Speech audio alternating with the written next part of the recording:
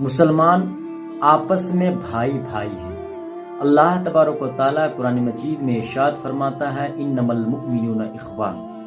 اللہ تبارک و تعالیٰ نے تمام مسلمانوں کو بھائی قرار دیا ہے، اور اللہ کے رسول صلی اللہ تعالیٰ علیہ وسلم نے اہل ایمان کے درمیان اخوت قائم کیا ہے، اور یہ اتنا مضبوط طاقتور رشتہ ہے کہ دنیا کی کوئی طاقت نہ اس کو ختم کر سکتی ہے نہ کر سکے گی۔ کیوں؟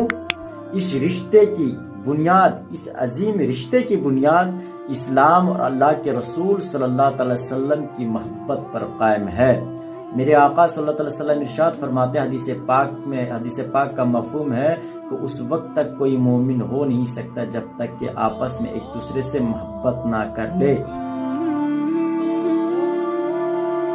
علامہ اقبال نے فرمایا تھا عشق قاتل سے بھی مقتول سے ہمدردی بھی، عشق قاتل سے بھی مقتول سے ہمدردی بھی، یہ بتا کس سے محبت کی جزا مانگے گا، یہ بتا کس سے محبت کی جزا مانگے گا، سجدہ خالق کا بھی، سجدہ خالق کا بھی، ابلیس کا یارانہ بھی، سجدہ خالق کا بھی، ابلیس کا یارانہ بھی، حشر میں کس سے عقیدت کا صلہ مانگے گا، حشر میں کس سے عقیدت کا صلہ مانگے گا، اس لیے دل میں صرف خدا کا خوف اور اللہ اور اس کے رسول کی محبت۔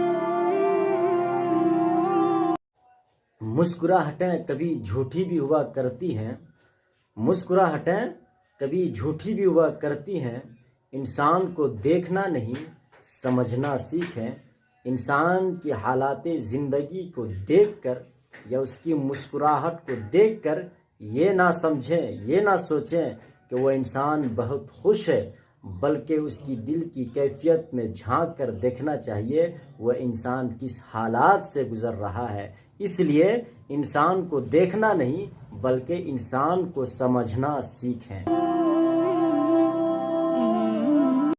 بہترین مصروفیت حضور علیہ السلام پر درود پاک پڑھنا ہے، بہترین مصروفیت حضور علیہ السلام پر درود پاک پڑھنا ہے۔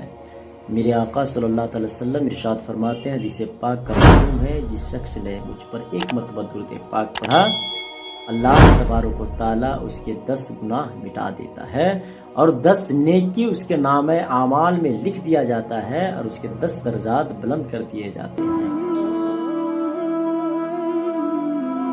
ماں باپ کا دل جیت لو کامیاب ہو جاؤ گے، ماں باپ کا دل جیت لو کامیاب ہو جاؤ گے، ورنہ ساری دنیا جیت کر بھی ہار جاؤ گے، ورنہ ساری دنیا جیت کر بھی ہار جاؤ گے۔ والدین کی خدمت جنت اور جنت کا دروازہ ہے۔ خوش نصیب لوگ زندگی میں اس کو ڈھونڈنے کی کوشش کرتے ہیں، لیکن بد نصیب لوگ والدین کے چلے جانے کے بعد ڈھونڈتے ہیں۔ چھوٹے تھے تو لڑتے تھے کہ ماں میری ہے، چھوٹے تھے تو لڑتے تھے کہ ماں میری ہے، بڑے ہو کر لڑتے ہیں کہ ماں تیری ہے، بڑے ہو کر لڑتے ہیں کہ ماں تیری ہے۔ اللہ تعالی ہم تمام لوگوں کو اپنی ماں، اپنے والدین کی خدمت کی توفیق عطا فرمائے، آمین۔ تکبر ایک ایسا گناہ ہے جو زمین و آسمان کا سب سے پہلا اور سب سے بڑا گناہ ہے۔ جس نے تکبر کیا وہ تباہ و برباد ہو گیا۔ ذرا آپ دیکھیں ابلیس نے تکبر کیا تھا، اللہ تبارک و تعالیٰ نے اس ابلیس کو جنت سے باہر پھینک دیا۔ فرعون نے تکبر کیا، اللہ تبارک و تعالیٰ نے اس فرعون اور فرعونیوں کو دریا میں غرق کر دیا۔ نمرود نے تکبر کیا، اللہ نے اسے بھی برباد کر دیا۔ قارون نے تکبر کیا، اللہ نے اسے بھی زمین میں دھسا دیا۔ اے انسان تو کس چیز کا تکبر کرتا ہے، کس چیز کا گھمنڈ کرتا ہے؟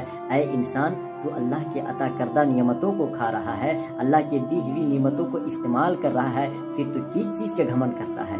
گھمنڈ نہ کرنا۔ اللہ تبارک و تعالیٰ گھمنڈ کرنے والے کو کبھی پسند نہیں فرماتا ہے۔ ایک حدیث پاک میں آتا ہے جس کے دل میں ذرہ برابر تکبر ہوگا، جس کے دل میں ذرہ برابر گھمنڈ ہوگا، وہ کبھی جنت میں نہیں جائے گا۔ رزق اللہ تبارک و تعالیٰ کی بہت بڑی نعمت ہے۔ زمین میں جہاں بھی رہو، جس حال میں رہو، رزق حلال کھانے کی بھی کوشش کرو، رزق حلال کمانے کی بھی کوشش کرو۔ جب رزق حلال کھاؤ گے، رزق حلال کماؤ گے، رزق حلال جب اپنے رزق حلال کا لقمہ جب اپنے منہ میں رکھو گے تو اللہ تبارک و تعالیٰ کبھی آپ کی دعا رد نہیں فرمائے گا بلکہ قبول فرما لے گا۔ لیکن جب آپ حرام رزق کو اختیار کرو گے، حرام رزق کھاؤ گے تو اللہ تبارک و تعالیٰ کبھی آپ کی دعا قبول نہیں فرمائے گا۔ اس لیے رزق حلال کھاؤ، رزق حلال کماؤ بھی، اور اپنی اولاد کو بھی رزق حلال کھلانے کی کوشش کرو۔ جب اپنی اولاد کو رزق حلال کھلاؤ گے تو آپ کی اولاد کبھی نافرمان نہیں ہوگا، آپ کی اولاد کبھی غدار نہیں ہوگا۔ اس لیے خود کھاؤ رزق حلال اور اپنی اولاد کو، اپنے گھر والوں کو رزق حلال کھلاؤ۔ جب کوئی بندہ، کوئی انسان گناہ کرتا ہے، گناہ کرنے کے بعد وہ بندہ، وہ انسان اپنے گناہوں پر نادم ہوتا ہے، شرمندہ ہوتا ہے کہ مجھ سے کیا ہو گیا، کیا میں نے غلطی کر دیا۔ لیکن جب وہی بندہ گناہ کر کے رب کی حضور کھڑے ہو کر کے رب کی بارگاہ میں توبہ استغفار کرتا ہے، اللہ تبارک و تعالیٰ اس کے گناہ بھی بخش دیتا ہے اور اس کی توبہ بھی قبول فرما لیتا ہے۔ تو توبہ کرنے کی کتنی بڑی سعادت ہے، اس لیے انسان کو چاہیے ہر وقت توبہ کرنا چاہیے۔